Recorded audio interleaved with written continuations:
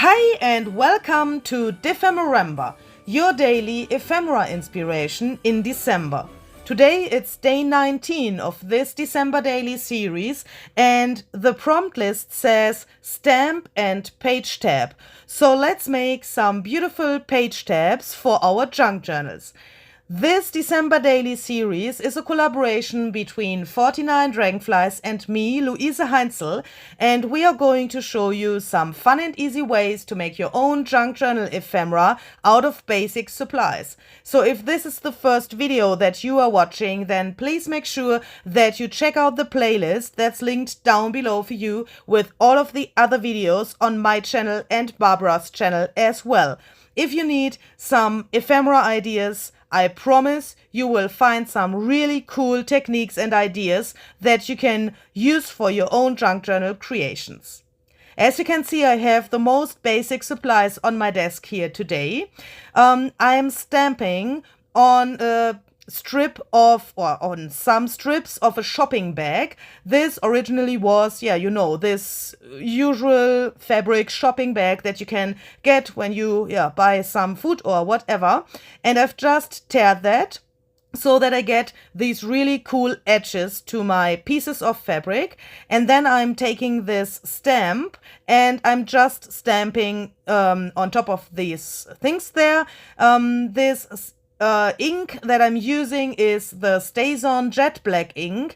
It's a waterproof ink and I can recommend to use a waterproof ink for such a project because, junk journaler never know when they are starting what will happen in the near future. So if you want to splatter with watercolor, acrylic paint, or if you want to use some gesso on top of this, then of course you have to make sure that your stamped image stays in place and that the ink can't bleed on this fabric pieces here. So many of you have asked me in my previous videos about this stamp that I'm using here. I have this long stamp in different patterns. I have butterflies, some mushrooms, some botanicals and that stuff. They all come from AliExpress, but I can't find this link anymore. So many of you have asked me, but I'm so sorry I can't find this link. But of course, you can use any other stamp that you have for this project. I'm splattering some golden splatters to this little thing here, and then I'm drying this with my heat gun. This is a collaboration with 49 Dragonflies. That means you have to use gold splatters. Otherwise, the project would not be finished.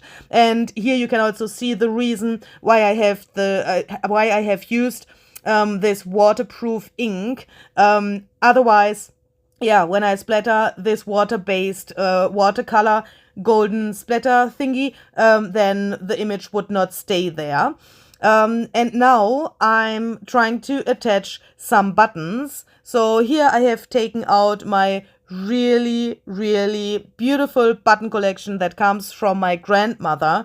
This is a really big treasure for me, and every time when I decide to use one of her buttons, it's a special moment for me. I know you don't have those buttons, and why am I talking about that? What I want to say is, if you have some special things like buttons from your grandmother as well, or from someone else who is an important person for you, then use that. I always have a problem to take those treasures out and use them because they are so important for me, but it would make no sense to have that in your stash for the next few years and get dust on it or whatever. So please use those materials. After I have sewn the button on top of this butterfly, I've just teared this strip of stamped fabric. I want to see the whole butterfly on the one side, and I've just folded this fabric to the other side so that it's the same length on the back side.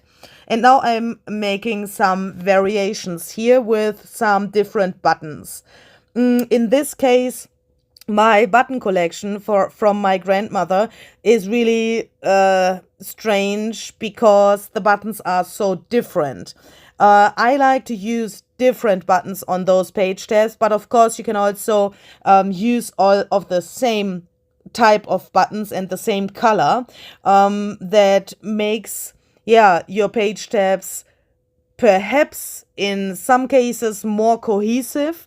And it also depends, of course, on the colors that you have in your journal. So I'm choosing colors for those buttons that match the colors that I have in my journal where I want to put these buttons later, so that I get a tiny spot of color on this page tab that matches my pages later. Just cutting this, and yeah, you have the next one. So here is the next letter for the giveaway. If you don't know what I'm talking about and if you want to win something really cool, then please check out the info box. I have a huge giveaway here on my channel during this December daily series, and you can find all of the information how to enter down below in the description box. And what I also want to say is, butterflies are a really cool thing for stamping on page tabs. I mean, you can't have enough butterflies in your junk journals. That's a fact. And I think many of you would agree that this is a fact. But yeah, it's a... Louise, slow down. It's easy to find the position for a button on a butterfly. If you have any other stamps, of course, you could also use those, but I would recommend to use something where you know that you find a position that makes sense for this button. Flowers, for example, would be a really cool idea as well, because then you can put the button into the middle of the flower. Also, some stars would be great, so that you can put the button into the middle of this star, and that would look really cute as well. Everything that's too, excuse me, that's too filigrane, I would not recommend to use such a stamp, because you want to have the focal point on this page tab at the combination of the stamp and the button. So, I mean, that's my opinion and that's my emotion behind this. When I look at this, I want to have the feeling that the button and my butterfly is one piece. You can, of course, see that the button is sewn on top, but this arrangement of the butterfly and the button shall be one. And I think there are some stamps in this world that are not so good for this project with the buttons. Yeah, so I'm just taking some little bit thicker, yeah, this is, what is this? It's some kind of wool. It's really fluffy, and I really like this extreme look on top of these buttons. I've just made a little knot, and then I've cut those little things there to the length that I wanted them to be. Of course, you can also use a normal sewing thread to sew them on. You can make a bow on top instead of a knot, or you could, of course, also glue the buttons to your page tab if you don't like those things hanging from the button, or if you are not able to sew or whatever, you have no needle, then you can also glue the buttons. And now I'm gluing my page tabs to my journal page. As you can see, I've put the glue only to the left side and the right side, so that in the middle of this little strip is no glue. That makes this page tab more dimensional, because, yeah, you know, when there's no glue, it can't stick together at this side of the journal page. And yeah, when it peeks out there, it looks way more fluffy and dimensional. I'm drying this with my heat gun to make sure that my pages don't stick together when I close the journal. And now it looks like this, and I really, really like this look. Of course, you could also how can I say that? You could also sew the button through the fabric and at the same time through the journal page, so that you don't need any glue. But for me, that's really difficult to hold everything in place. So I have chosen this method with the glue. I think that's way more easy. And now I'm trying to find the position for the next butterfly here. By the way, this paper that you can see in the background, this paper with the roses and also this music paper, comes from the shop of 49 Dragonflies. So this is one of Barbara's papers.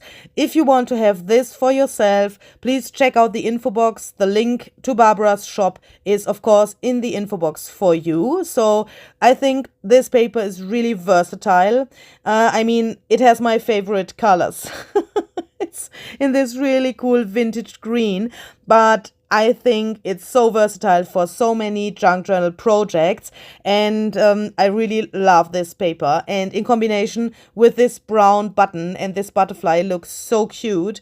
And also on the music paper on the back side, it looks really, really cool.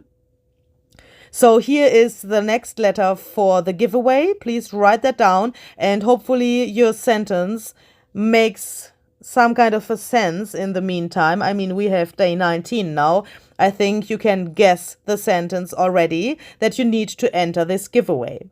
So here you get a closer look to this thing here. I think that's really, really cute. I especially love this mix of fabric and lace.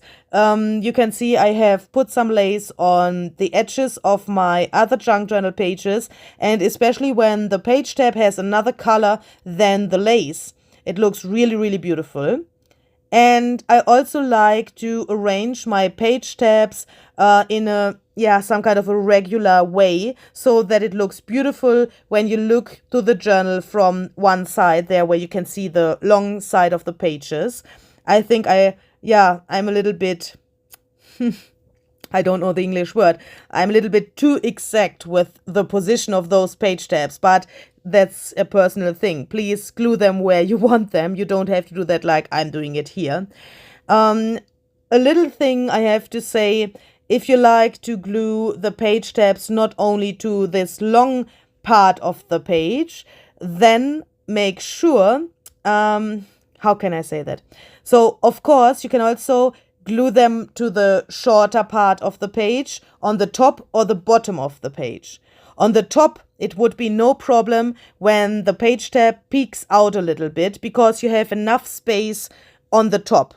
If you put them to the bottom of your page and this shorter side of the page, make sure that your junk journal pages are far enough in the journal so that you have a little space between the journal pages and the cover.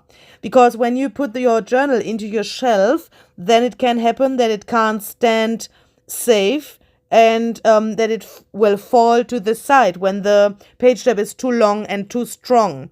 Especially when you make your page tabs out of a really heavy fabric, then I would recommend to put them only to the longer side and to the top of a journal. Here you can see how this looks when it's on top. And yeah, I hope you like this idea, and I hope you will try to make your own page tabs. If you want to see another idea on today's prompt, then please go to 49 Dragonflies YouTube channel. The link is down below in the description box, and check out her idea on today's prompt. I hope you enjoyed this. Thank you very much for watching, and I'm hoping we are seeing tomorrow with our next prompt from the list. See you!